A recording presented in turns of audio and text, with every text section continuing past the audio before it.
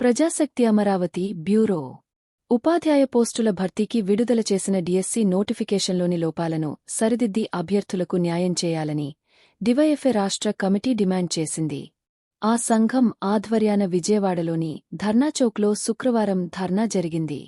అధ్యక్షులు వైరాము అధ్యక్షతన జరిగిన ఈ కార్యక్రమంలో రాష్ట్ర కార్యదర్శి జి. రామన్న మాట్లాడుతూ నిరుద్యోగులు ఐక్యంగా అనేక పోరాటాలు చేసి మెగా డిఎస్సి సాధించుకున్నారని తెలిపారు. ఇందులో ఎస్సీ, ఎస్టీ, బీసీలను అనర్హులను చేసే విధంగా ప్రభుత్వం నిబంధనలు విధించిందని చెప్పారు. ఇంటర్, డిగ్రీ, పిజిలో 45%, 50% ఉండాలనే నిబంధనను తొలగించి అందరికీ అవకాశం కల్పించాలని డిమాండ్ చేశారు. రాష్ట్రం ఇప్పటికే నిరుద్యోగులతో మగ్గిపోతుందని ఆవేదన వ్యక్తం చేశారు. ప్రభుత్వం, అధికారుల అనాలోచిత విధానాలు వల్ల ఎక్కువ మంది అభ్యర్థులకు అన్యాయం చేసేలా నిర్ణయాలు తీసుకుంటున్నారని ఆగ్రహం వ్యక్తం చేశారు.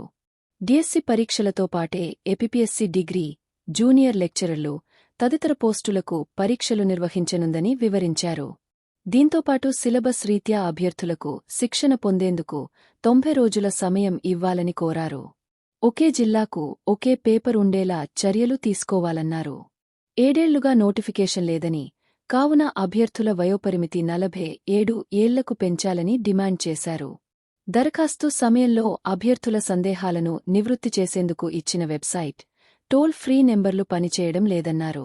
ఎడిట్ ఆప్షన్, సబ్జెక్టు ఎంపికలను చూపిండం లేదని వివరించారు.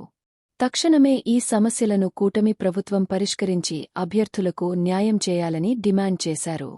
లేదంటే నిరుద్యోగులు తరపున ఆందోళనలు ఉధృతం చేస్తామని హెచ్చరించారు. ఈ కార్యక్రమంలో డివైఎఫ్ఐ ఎన్టీఆర్ జిల్లా అధ్యక్షులు పి. కృష్ణ, విజయవాడ నగర అధ్యక్షులు శివ తదితరులు పాల్గొన్నారు.